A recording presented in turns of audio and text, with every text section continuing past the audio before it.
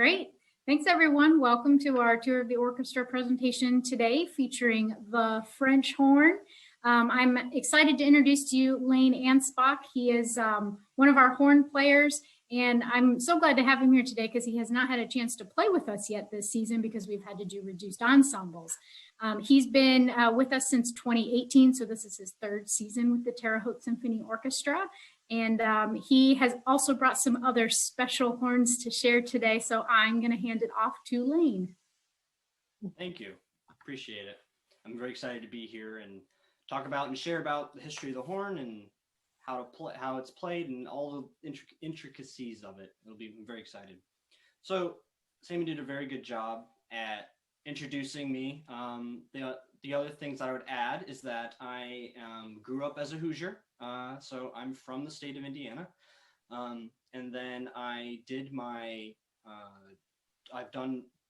I'm in my second degree at Indiana University. I did my bachelor's at IU, and then I left to do my master's at the Ohio State University.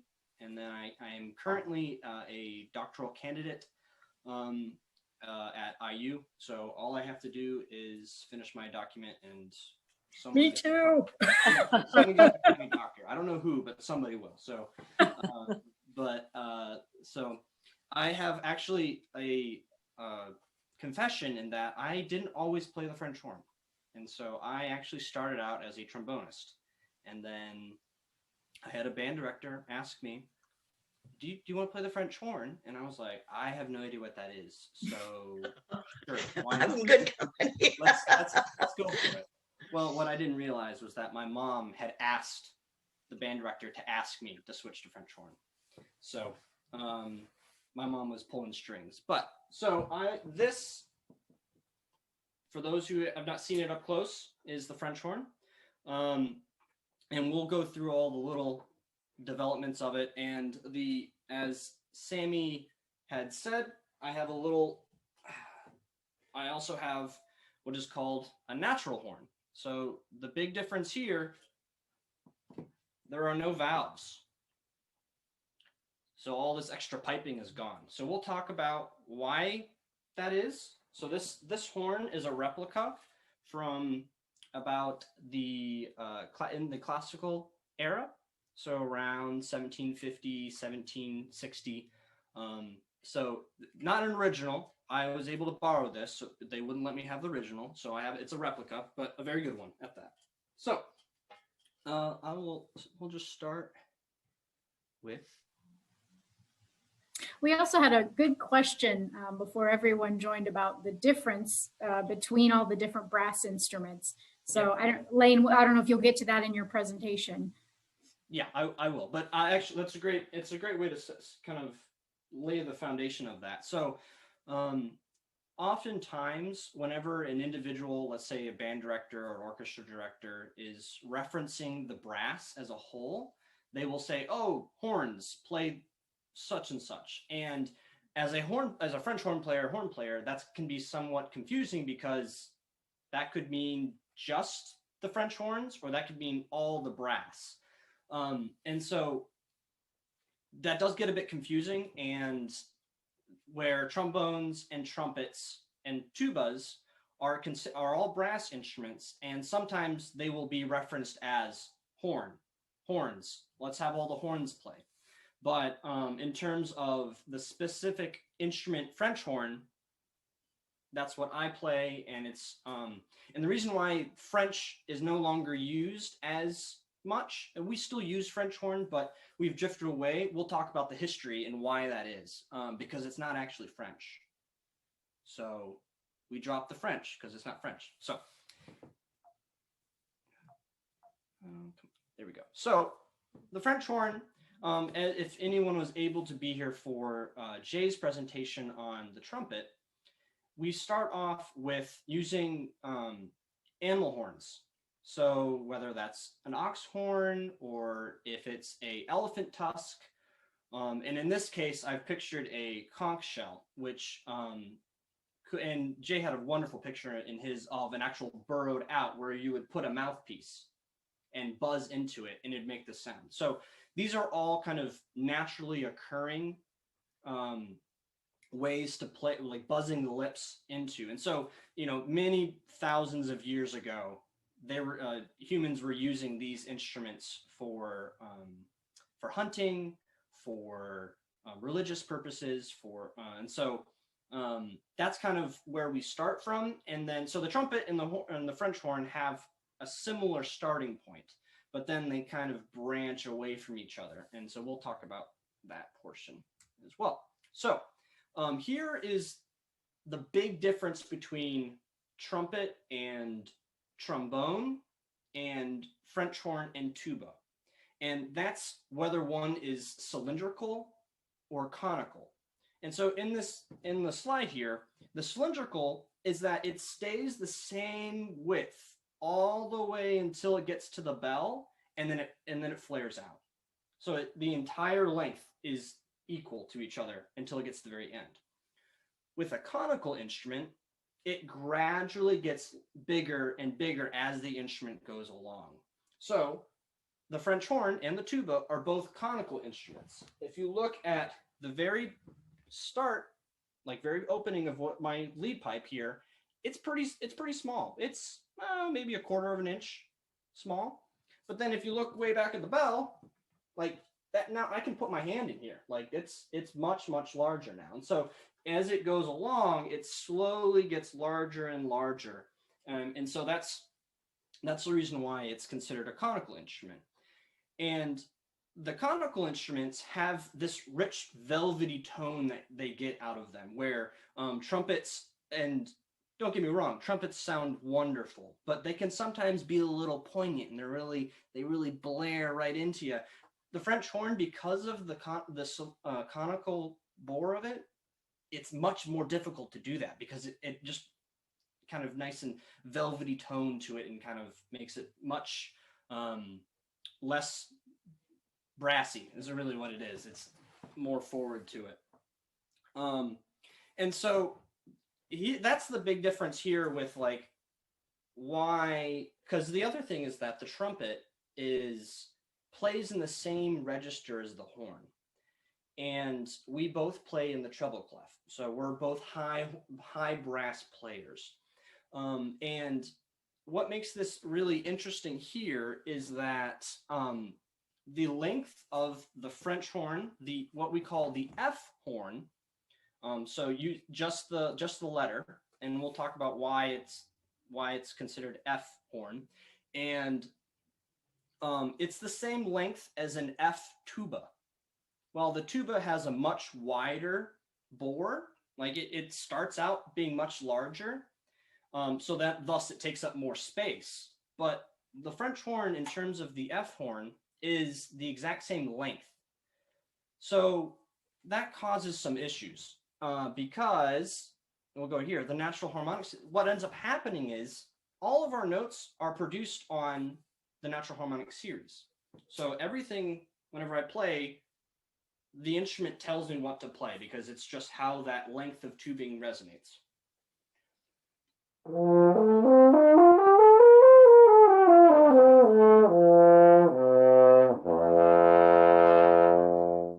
So all of those notes, I'm not using any fingering to change that, right? Well, whenever we play in the treble clef, what ends up happening is this natural harmonic series, we start playing at the series, like harmonic series 5, 6, 7, 8, 9, 10. So we're starting much higher up in the harmonic series as French horn players, where trumpet, trombone, and tuba, they start much lower. They start on the 2, 3, 4. And what ends up happening is the French horn has a ton of notes clustered really close together. If you look at this harmonic series number 8, all the way up to number 16, that's a whole scale. If I wanted to, I could play the entire scale of C major without putting any fingerings down in that register.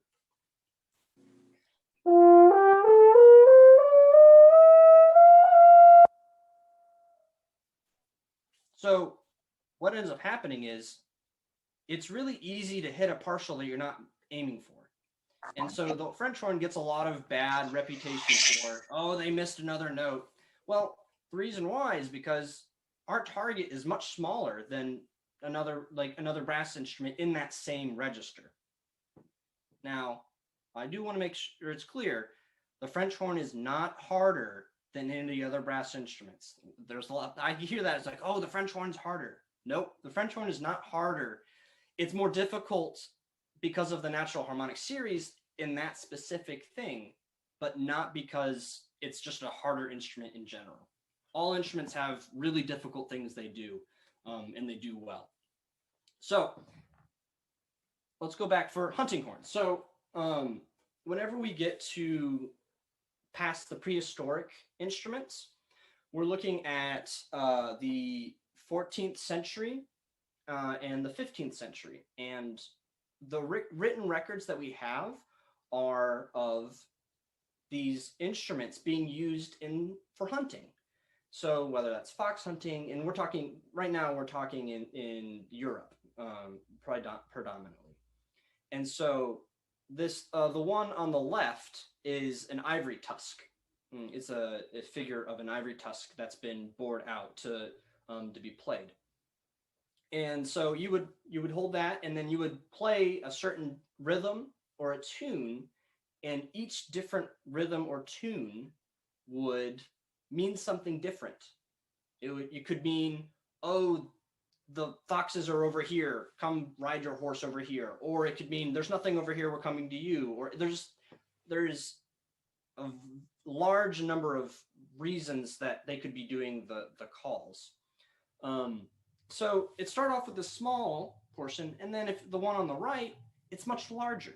What ended up happening is they would wear them. They would actually put them around themselves to hold them, and then they could then use their left hand to hold it up and then play whatever they wanted to communicate with other people, which is the reason why the trumpet, trombone, and tuba use their right hand while we use our left hand to play, is because back in the day, it was a very right hand dominant trait of everyone just rides their horse with the reins in their right hand. Well, if the reins are in your right hand, you need the only hand open is your left hand. So that's the reason why French horn players play with their left hand. And so up until the 1600s, the French horn was kept out of the music hall. We were not considered a musical instrument. We were just a tool that was used to signal while on the hunt.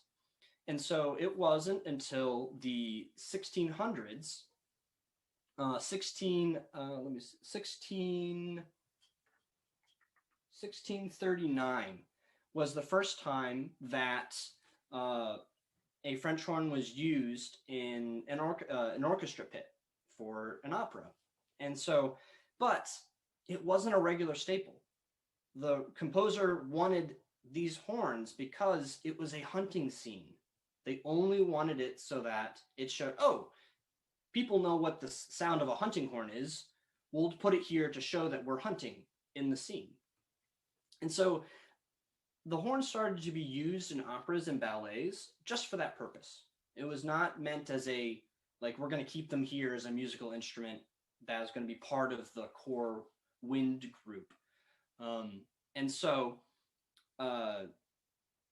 it was just used as a very specific thing. And so what would end up happening is whenever they played these Baroque instruments, now mind you, this is a classical, but the Baroque and the classical horn are very close to each other, just a few differences. So, but it's generally what you see on the pictures, that's what a Baroque horn would look like.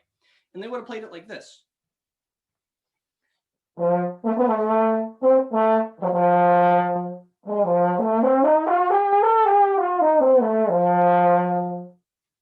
So the bell would have been up in the air.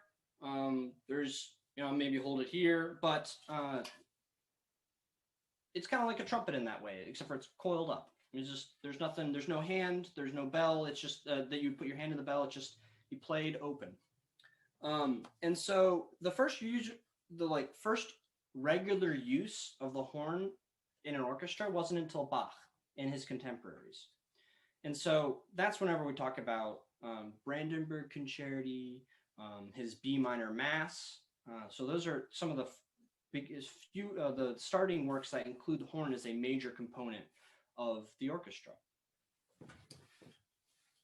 And the other thing is that starting at those times, the composers would write for a pair of horns. There was always two together. And so what ended up happening was you would have specialists that I only play high, and the other ones like I only play low. I don't do anything. Like you specialize in that very specific thing. And these instruments were much smaller than the ones we played today. And so a high horn would be considered unplayable by today's standards of French horns. Really, the high horn parts in these Baroque pieces get played by trumpets. It's just far too high for what we are playing as modern instrument horn players. So really, whenever it comes to low horn playing, most of the time that's what we considered high horn now. It's just because they were so specialized in playing high that they were going way up high, way high in the stratosphere in terms of how high they were going. So, so there's this difference between high and low horn playing, and that stays constant all the way until now. We have this, really it's until the mid 1950s, 60s is whenever we stop thinking of, I'm either a low horn player or I'm a high horn player. But they only play it like this. As we move forward in time, and this is the classical era, is particularly the latter portion is up for debate. Some people say it starts in the 1800s. Some people say it starts in 1830s. It's kind of a rolling, like it kind of morphs into each other. So there's no hard date. But in roughly the 1740s, 1730s, we start to see this new technique come out in which we stop playing like this and we start playing like this, and we start putting our hand into the bell. Well, it's not just to hold it. It's, we use our hand here to hold the instrument, but what it does is from going from the natural harmonic series where I only have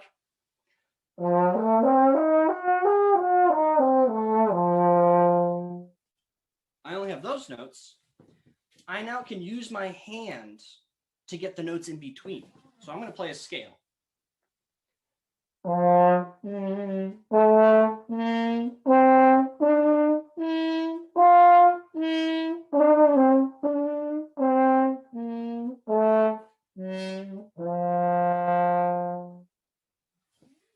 So all those notes were manipulated by me closing my hand in. And so it sounds like a different note. Even though my lips are buzzing the same note, you hear a different note. And so the idea of what we call hand stopping is the use of finding other notes in between the natural harmonic series that we wouldn't have been able to play otherwise. This is where we get a nice benefit on the trumpets, because the classical trumpet and the Baroque trumpet, they don't have any, they don't put their hand in the way down at the bottom of the bell. They have what the natural harmonic series they have, where we can manipulate based on our hand.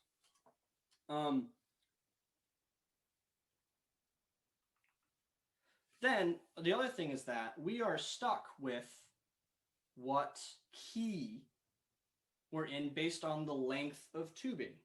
So right now I'm pitched in the key of F major, right?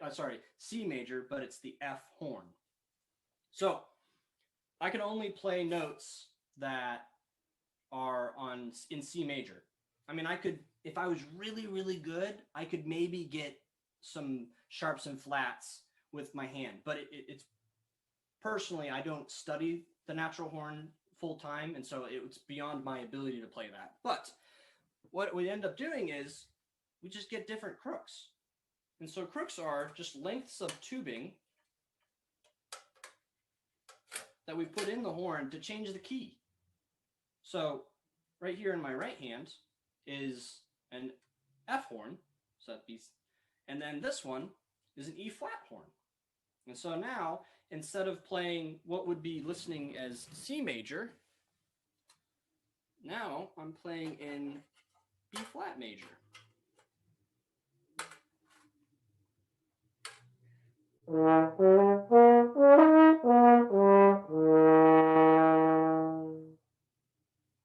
So just a different key. And so instead of having different entire instruments, because in the Baroque you had an instrument that was in D, or if it was in E or an F, so you had to have all these different instruments. Well, they're in the classical era, they're like, forget that. Now, we're not doing that. We're going to just make the lengths of tubing different by putting different crooks in. And so in the picture on the presentation, you can see all these different lengths of tubing that they would just pop out and pop in whenever they wanted to. They didn't have to have all these different instruments for a concert. They just had a little bag of crooks that they'd bring with them. So that was the development from the Baroque to the classical. Then they're like, people are thinking, I don't like hauling around all these crooks everywhere. There's a lot of them. You know, I might play in 6 or 7 different keys during a concert. Well, what if I tried just putting all the keys on the horn? So what these are called are Omnitonic Horns. So this is the transition right now where people are trying to invent better ways of playing the instrument.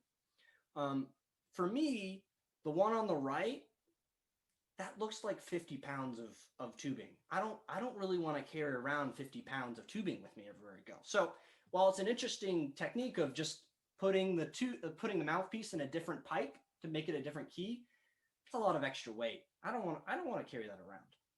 The one on the left, that looks a little bit easier, where it's just a sliding mechanism where I can just, if I want to play a different key, I just change it a little bit. But these weren't good enough. What was happening is in either 1814 or 1815, depending on the source, we have this invention of the Schtulzel valve. And Schtulzel is the name of the individual who invented it. And what this does for us is it allows us to change the pitch by just pressing a button. And these instruments started out as being, as they were just two valves. That was it. We didn't have 3, and then, for some instruments like tubas, they sometimes get 4, maybe 5. But tubas invented much later than this. So we only have the 2. And if you look at the look on the right, those are 90 degree angles.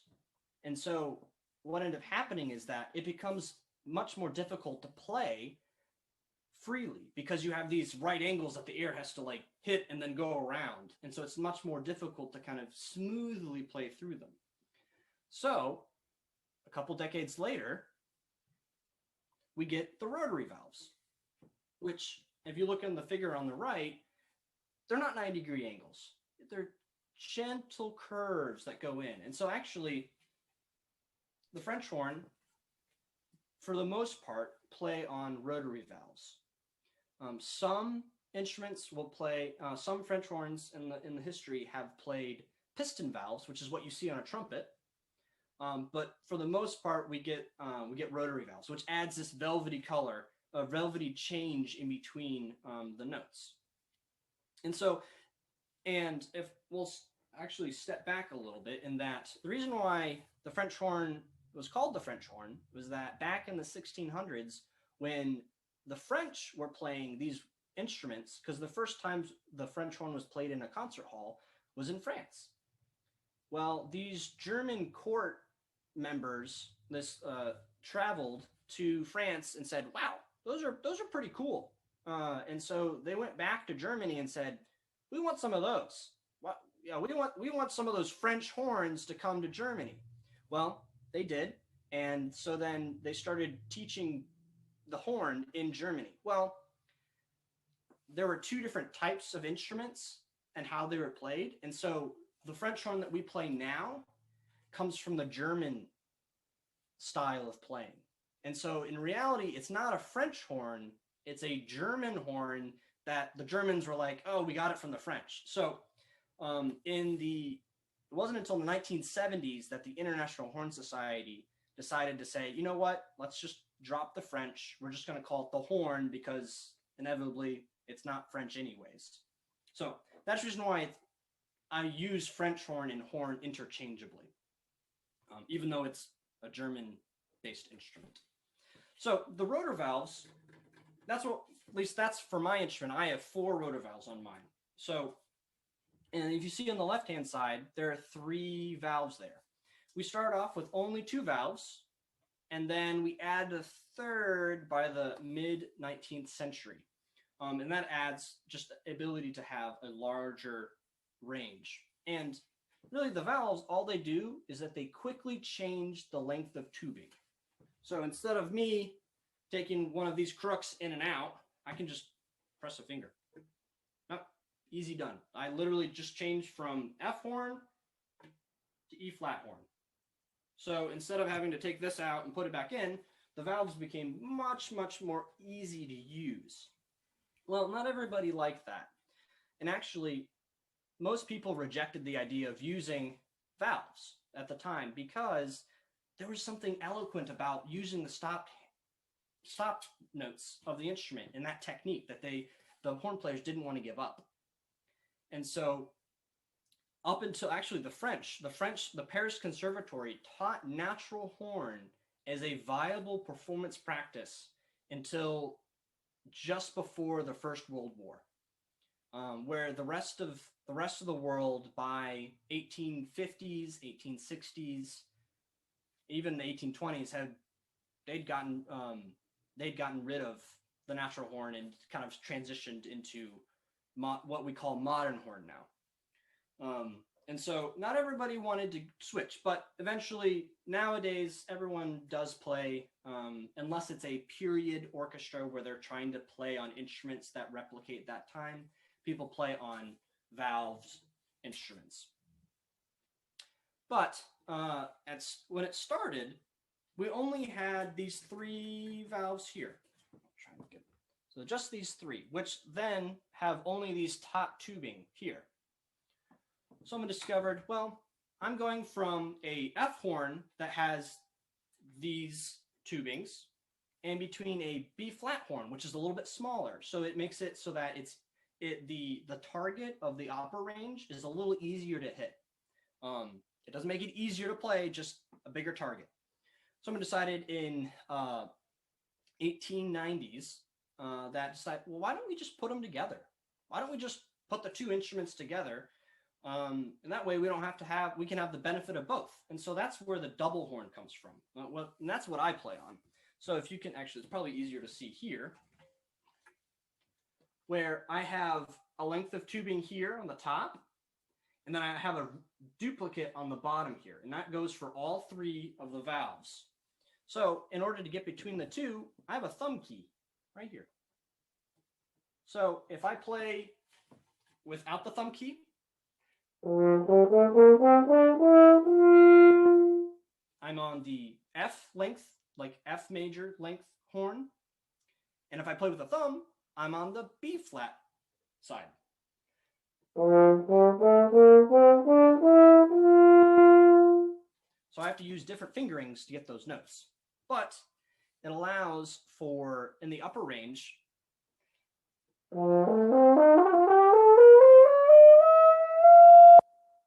those notes are really close together, but if I put down the thumb valve,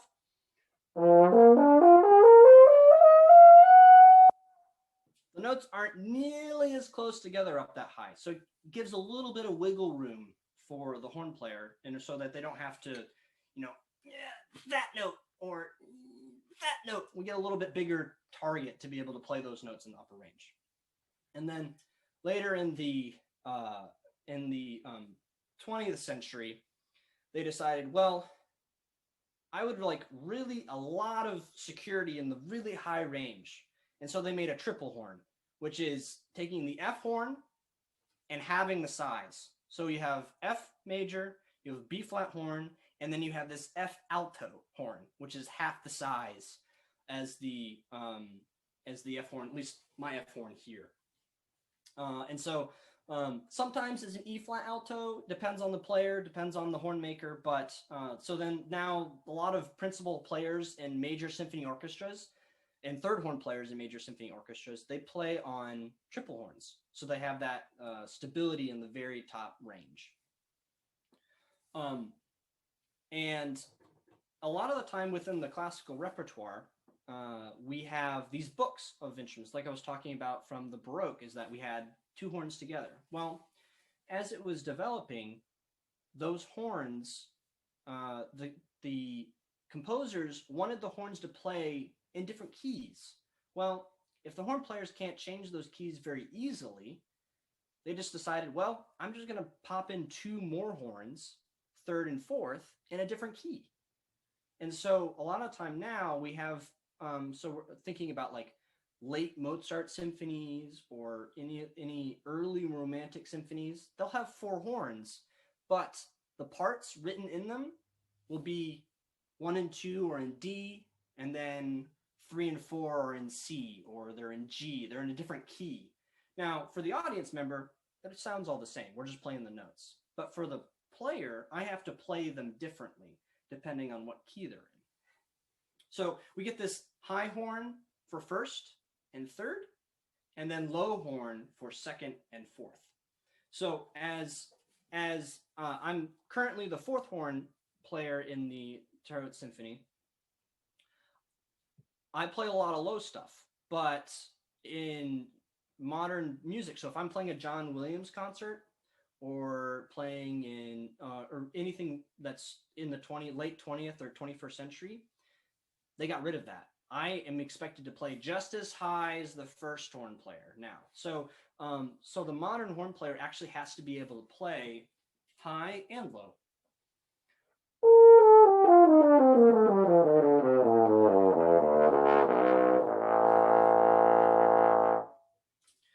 So because we're the same length as an F tuba, we have a lot of really low notes, but a lot of times we just play in the upper range and let the trombones and the tubas play in that range. Okay, so now let's see if I can end this. There we go. Good. The other thing is that, and with Jay and his presentation on the trumpet, he showed, I don't know, maybe a dozen mutes that he had in the back of his presentation. Thankfully, as a horn player, I don't have to worry about that so much. The horn players, we don't have that many mutes, and trumpet players like to collect them like they're souvenirs, it seems. But for me, I have a trusty straight mute. So it goes from, it just changes the color a little bit.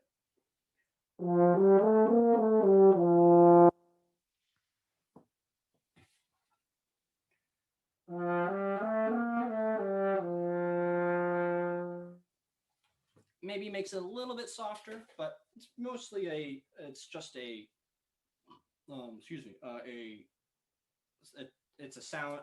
color that changes. With the hand stopping that was used during the classical time, I can technically still do that on the modern French horn. It's still an option, but most of the time I wouldn't, because I can play those notes without using the right hand to stop. But it adds this nice color.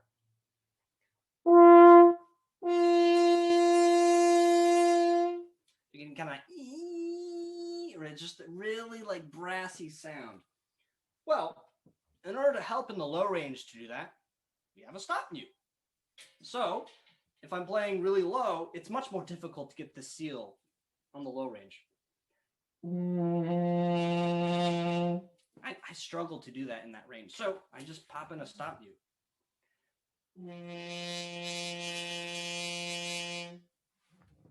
Much easier. And it gets a little bit more brassy. But now they also make wood stop mutes, which really, it's just a change of color. It does the exact same thing.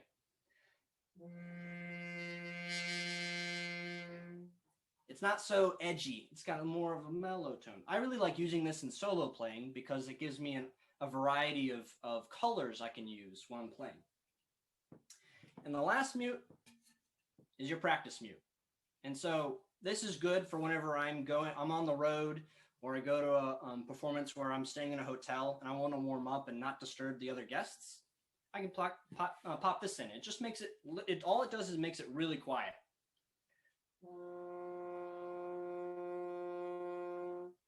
And so I'm playing the same level that I was playing without it.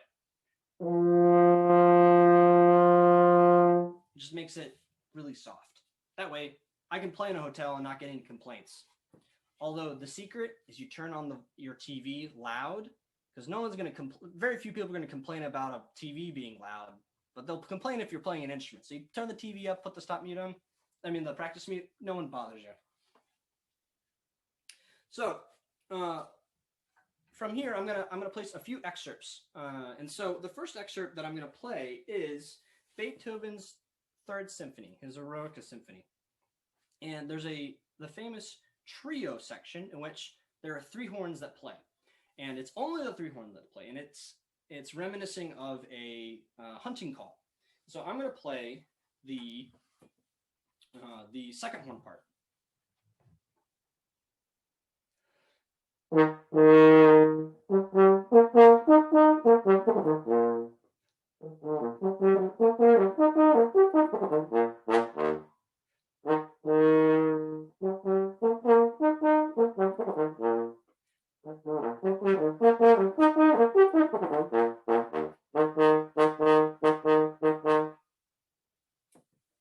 And so with the modern horn, I can use the different tubings to pick the best notes. I can make the ones that sound in tune, that I can play at the volume I want. But back in the day, make sure I put in the right tubing, I didn't get that benefit. I can play all of those notes that I played do not need to be hand stopped. So I can play it on the natural horn.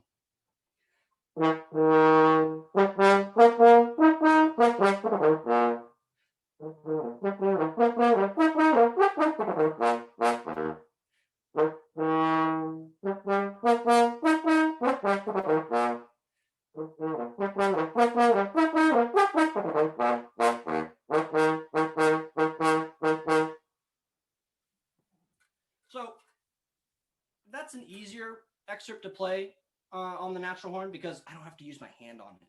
If it was a different excerpt, let's say from another Beethoven symphony, I would have to use my hand, and it makes it much more difficult than playing on the modern horn, where I just have to use my fingers. That's it.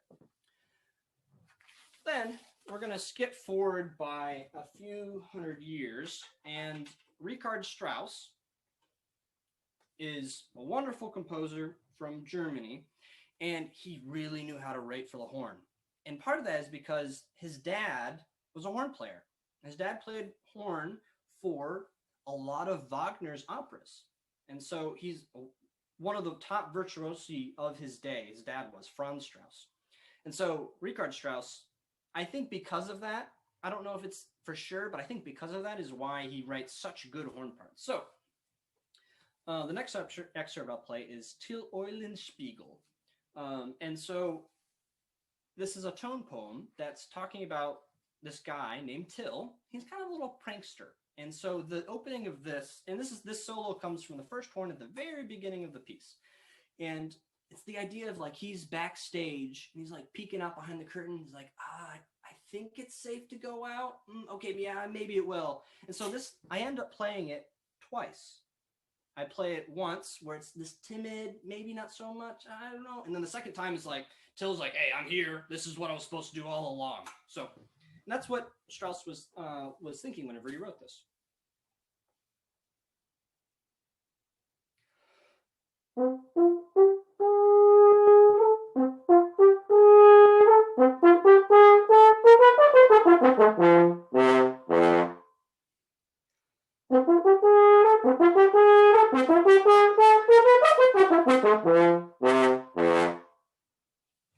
And it sends very low as well, right? It's a very nice excerpt. There's many other excerpts that Strauss writes.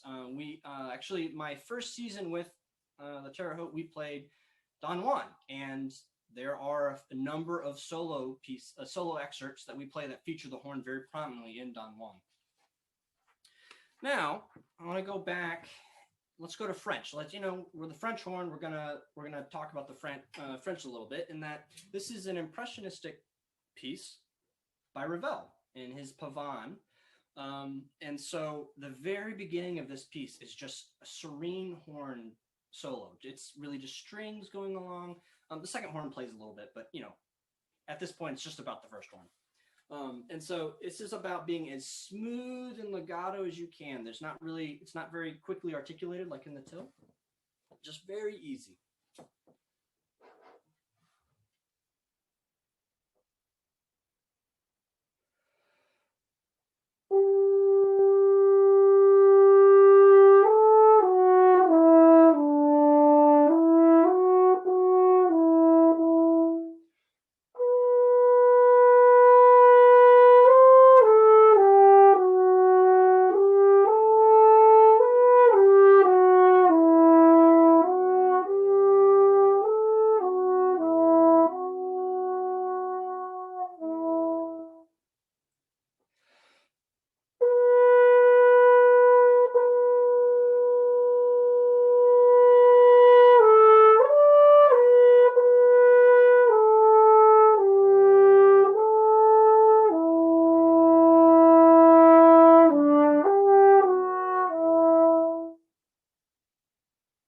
It's very nice that it ends it over to the, I believe it's the English horn or the oboe, and then it's a beautiful solo. This is my favorite solo of all the orchestral excerpts.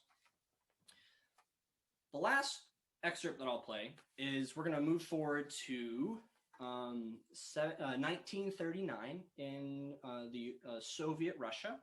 And this is the #1 asked for excerpt on any audition, whether it's first, second, third, or fourth horn. Any audition, this is asked for. And this is Shastakovic 5th Symphony.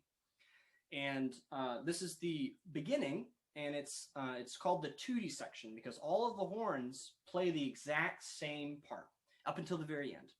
And it's very low and it's very large. And so committees, whenever you do an audition, they want to know, okay, can this person play low? Particularly if it's a first horn player who might be better at playing higher, they have to show that they can also play low for a section like this.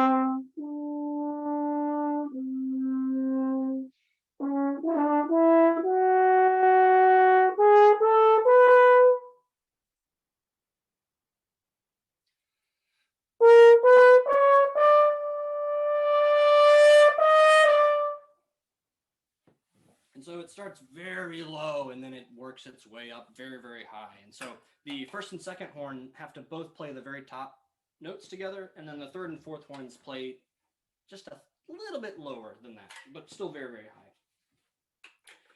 So to end the presentation portion before we do questions, I'm going to play a solo. And so this is a solo that I've been working on I played it maybe about 7 years ago, and then I pulled it back out again now, and I'm going to play a couple minutes of it. And so this is Reinhold Glier's horn concerto. And so this piece is for horn and full orchestra. And it's, in terms of the 20th century literature, it's one of the big three. There are three main concertos that come from this time, and it's Richard Strauss's second horn concerto, and Gordon Jacobs' horn concerto. So we have a German composer, but with Richard Strauss, and then we have a English composer with Gordon Jacobs, And then we have a Russian composer with Reinhold Glier. And so with the Glier, it's very romantic. Lots of large intervals and playing with the time, give and take. So if you were there like tapping your foot along, it'd be very difficult to like really land the beats right on down beats or together. So there's a lot of pull and give and take with it. So I will play just a few minutes of the first movement. The whole concerto is actually about 25 minutes long, which is really long for a horn concerto. We don't generally play very long. Like most horn concerto are between 15 and 18 minutes. So this is a very long concerto. So we'll just play a few minutes of the first movement. And normally I would stand to play, but then I would have to adjust all the camera and everything. So I'm just going to sit.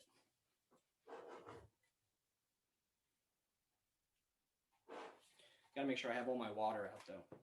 Ruins a good performance.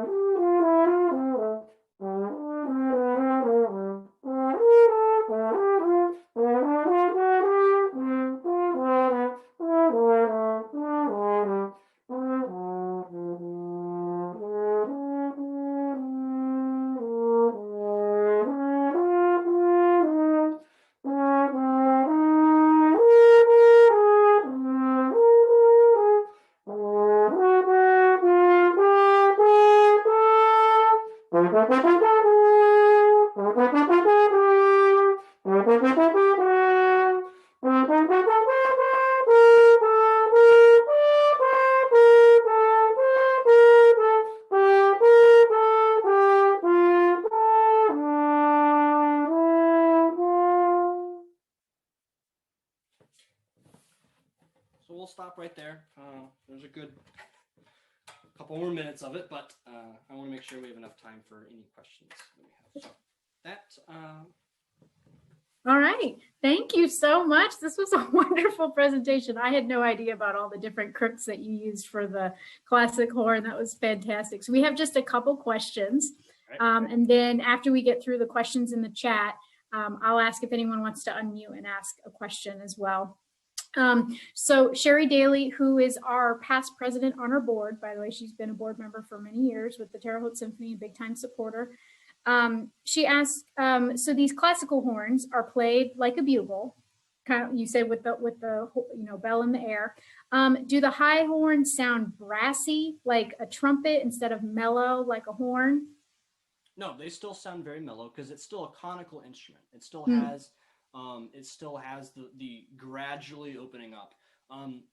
Whenever it goes from Baroque to classical, and you put the hand does deaden the sound a little bit. And so there's a little bit of a change of color, but it would still sound very much like a horn would. You could tell very clearly the difference between, if you heard it without looking, you could hear the difference between a trumpet and a French horn. Okay.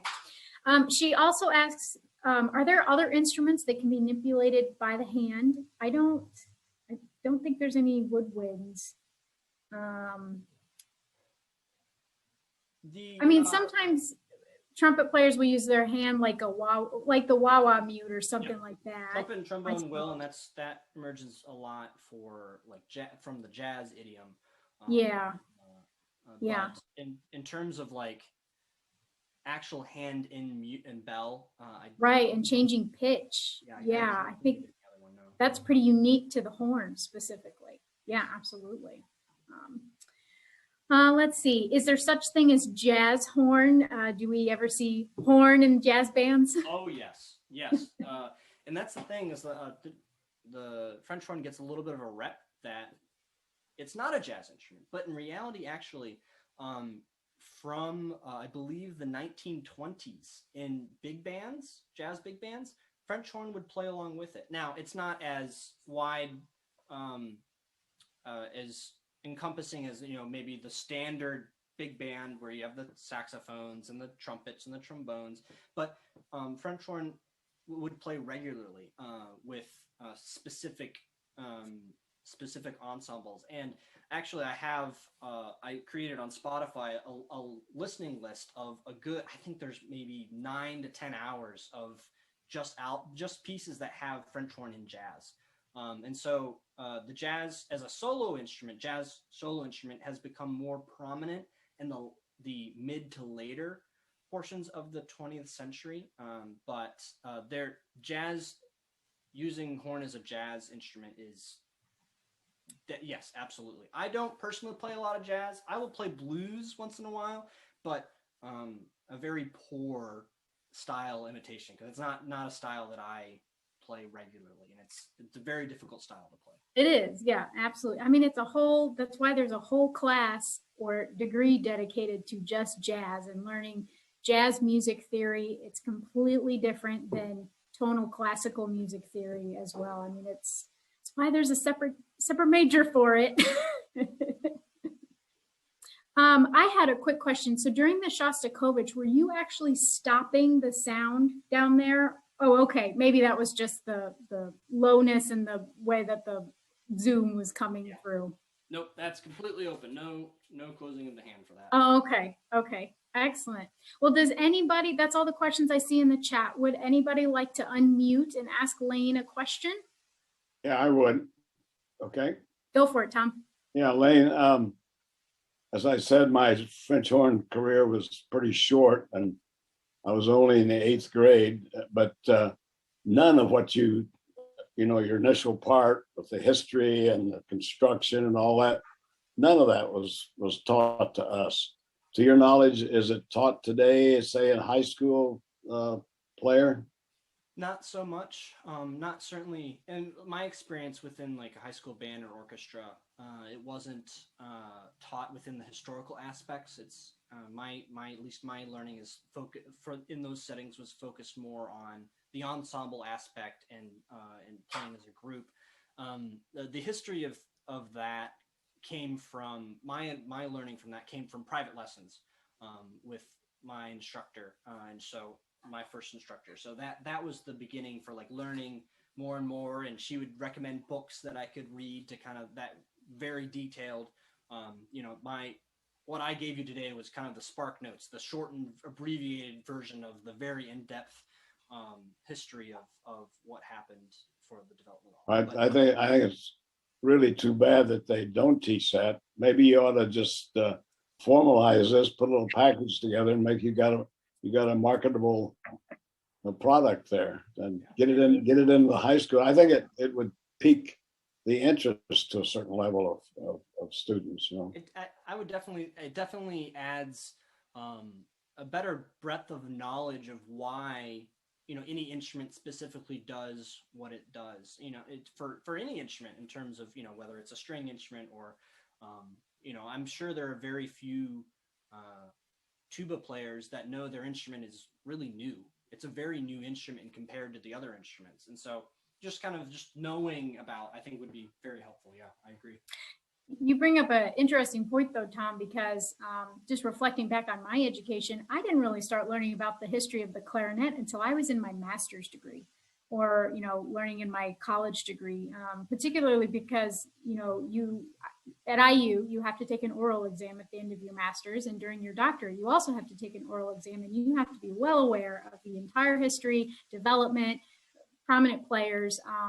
So you kind of like Layne said, unless you have a private instructor that really makes sure that they include that information in your private lessons, you don't get it as a middle or a high school player. But it's a lot of really interesting information and could even spark a kid to want to major in that instrument. We've had a couple questions pop up in the chat here. Betsy wants to know how much your instrument costs, and then if you could share where you went to school. Again, she had to join the call a little bit late.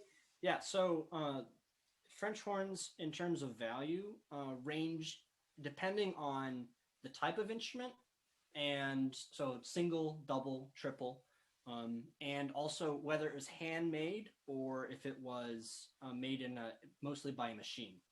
So machine double horns, we'll stick with just the double French horns, which is what I own. The machine-made ones in a factory, they range between $2,500 to $5,000, $6,000. And then custom-made instruments, they start between $9,000 and some of them will go up to $15,000. That blows my mind. My instrument is valued on the lower end of the handmade, which is actually, my horn is made by Darren Sorley, who's a horn player and horn maker in Indianapolis. So he works and lives in Indy, and so I've been playing this horn for the better part of 5 or 6 years now.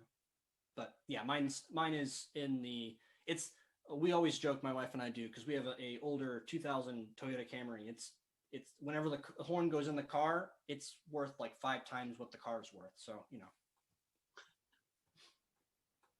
I know I always joke on the back with my instrument, because I have 3 clarinets in my case. I'm probably carrying $20,000 on my back. Yep. Well, great. My degrees. Oh, yeah, go ahead. So yes. Yeah, go ahead. I went to high school in Elkhart, Indiana. And then I did my bachelor's at Indiana University in horn performance. And then I went to Ohio State, the Ohio State, if it matters to you. And Go Bucks. Yeah. And did my master's there in horn performance. And then I am currently in my candidacy at my doctoral candidacy at Indiana University for horn, for French horn, which is a performance and literature degree. So what that means is that he has finished coursework, he's taken his oral exam, he's taken his written exam, and he's also passed his minor field exam, and all he has left is to write a dissertation, which is all that I have left too. So. And is near. And as Sammy and I have discussed, saying all you have left is your dissertation is a really intriguing kind of thought. Exactly. You have left. Many people flounder there. There's a lot of effort and time that happens between now and there, but the best dissertation is a done one. Exactly. My question is, what are your goals? Ultimately, do you want to play, to teach, to craft instruments, etc.? Yes, the answer is yes. Both of my parents are teachers, and so teaching has been part of my. Even though all my degrees are technically performance degrees, the doctorate equips you to teach at the university level, but in essence, they're performance degrees. All the way through, my intention was to teach, and to teach collegiately. And so, but performance is just such a great love of mine that I wouldn't want to give it up. If there was, and so at this point in my career, there's many ways I could go, and I'd be happy with a plethora of options, whether it's only teaching or if maybe it's teaching and playing or only playing. But I have a deep love for opera. And so playing in opera pits would be a wonderful opportunity. And so I would love that opportunity to play in an opera, but playing an opera means that you don't have a whole lot of time for anything else because the rehearsals are long. There's a lot of, ends up being, if it's a full-time opera, generally a lot of rehearsals. And so, but I also have I very much enjoy solo works. And so I actually this year I'm planning to compete in 2 international solo competitions, one in Germany, one in South Korea. And so solo playing is something that I very much enjoy as well. So if I were to teach, I would still continue my solo playing and recording albums and that sort of thing. But so the answer is yes, all of it. I enjoy teaching, I enjoy playing, and so keeping everything open.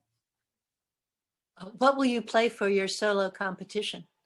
So the competition, depending on which one, the German one has 4 rounds and a preliminary round. So right now I'm just recording the preliminary round, and the Glier horn concerto is actually part of the preliminary round, which is why I've been working on it. And then there's another piece that is a 20th century unaccompanied piece, which is horn alone, no other instrument, and that's the second piece for that preliminary round. But otherwise, it's a mix between unaccompanied pieces and Mozart and Haydn and Schumann, and then Richard Strauss second horn concerto.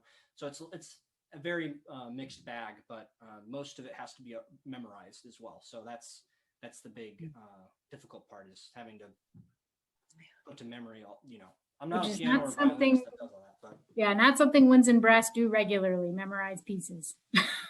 Yeah. Well, I have to pop off. I have to head over to the Swope Art Museum. We're going to be filming some musician profile videos.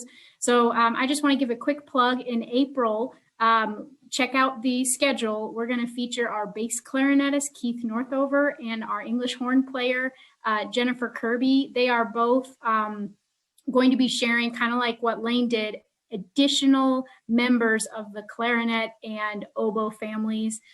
Keith has close to 30 different types of clarinets, and I'm so excited for you guys to meet him and see all the different clarinets. And Jennifer is a Baroque specialist and has several different Baroque oboes. If you attended Rebecca McGuire's oboe presentation, she showed some pictures and some different videos of the Baroque oboe. So Jenny will actually be bringing those and presenting those live for you guys. I am going to pop off. It was great to see everybody. If you have any additional questions for Layne, I will let you guys ask them. Okay. Oh, real quick before Sherry asks her question, I just want to put another plug in for the still yet to be done March 23rd tour of the opera, or orchestra presentation for the tuba. We don't want to forget that one. Yes. As well. And then really quick, Sam, I know you need to run, but there's a possibility of an actual symphony concert, right? Yes, we have a concert on April 10th. It is going to be completely virtual. It's called The Thrill of the Orchestra, and it's formatted as a kids concert for adults. So it takes our Adventures in Music program and expands upon it. So we'll be playing familiar favorites like Harry Potter, Mozart's Eine kleine Nacht music, Copland's Fanfare for the Common Man, the William Tell Overture by Rossini, and then all of our principal musicians will be giving demonstrations throughout the performance, kind of like what we've been doing in these tour of the orchestra presentations, so that you can get an up close and personal view and a demonstration of the instruments. So tickets are only $10, and you can easily get tickets online. I will be sending Michelle an OLLI discount, so you can get a $5 virtual ticket. So I'll be sending that to Michelle in the next few days, and she will share that with all of you. Absolutely. And then I'll share what the presentation today was as well. So go ahead and run, Sammy. I know that you got to run. All right. Thank you. Sherry, I know you've got a question, and then there was one that came in from Terry. So Sherry, go ahead and ask your question. I was talking to David Watkins, Nancy's husband, who Makes me think of the horns, right? of course, yes. And he was talking about outstanding horn players. And he mentioned a man by the name of Tuckwell. And he said that he was one of the most, proficient and famous and so forth of all the, 20th century horn players? What was he famous for? He was a soloist. He so in terms of, if we think of soloists, like when the Terre Haute Symphony plays with soloists, often it's strings, singers, and pianists. Those are, in terms of touring individuals, those are the main individuals that have a solo career. We think of the Joshua Bells and the Yo-Yo Ma's of the world, right? Yeah. Horns, it's not. We oftentimes soloists are not. It's not seen as like the top of the crop in terms of, oh, I'm gonna go to this symphony because I'm gonna hear Mozart's Third Horn Symphony or Concerto, excuse me. And so Barry Tuckwell is one of the few people. He passed away recently, but he was one of the main people that was able to actually only have a career of solo music. He was just so good and so proficient at his instrument that he was able to make a career of just playing solo. What made him so good? I mean, did he have a different tone? I'm always curious about this. When somebody talks about Yo-Yo Ma, I don't have the kind of ear that I can tell. But it's so a lot of it is there's a very unique tone in terms of recordings. If oftentimes if you're playing different recordings of a certain, of like, let's say a Mozart concerto, you can tell which one is Barry Tuckwell because of the way that he how he plays. Or another famous living composer, living performer is Baroque, and so he's a Czech performer, and so he also has a very unique tone. And so if you played one of his CDs, you'd be like, oh, that's Baroque he's playing. Or and so there's a tone aspect of it, but then there's also a virtuosicness to it. A lot of times in orchestral playing, the technique that is needed is not nearly as difficult as what the solo repertoire would require. And then on top of that, the very top echelon of solo players are very consistent. Like we're talking about with that target being very small for the upper range, they are very good at playing it consistently well day in, day out. Where other soloists that are very good, very, very good soloists, don't have the same consistency. Barry Tuckwell had a saying that he said he never warmed up because he was always warm, and so he literally would come into rehearsals and just play. He wouldn't actually warm up for it.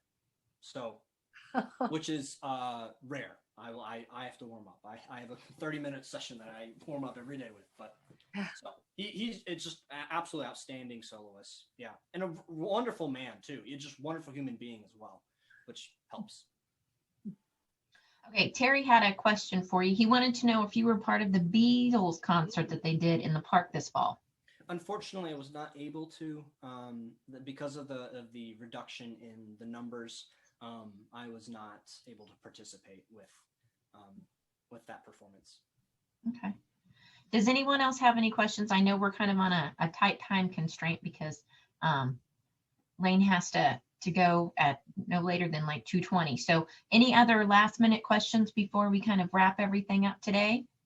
Not a question. I just want to say, Layne, I thoroughly enjoyed your presentation. I think you'll be very successful in whatever direction you go. Your personality is delightful. Thank you for being with us. yes. Look at that, Layne. I would have to agree. I have people tell me all the time, you can tell when a teacher loves their subject matter. You love your subject matter. So it makes everyone else, whether they have the vaguest interest in your subject matter, more interested than they normally would be. So I think you did a fantastic job. Thank you. And also, Layne, some of us never run out of questions. So thank you very, very much for answering all of them so carefully, thoughtfully, and thoroughly. Thank you. Appreciate you it. for asking them. All right. Thank you Thanks, so much, Layne. Layne. Hey,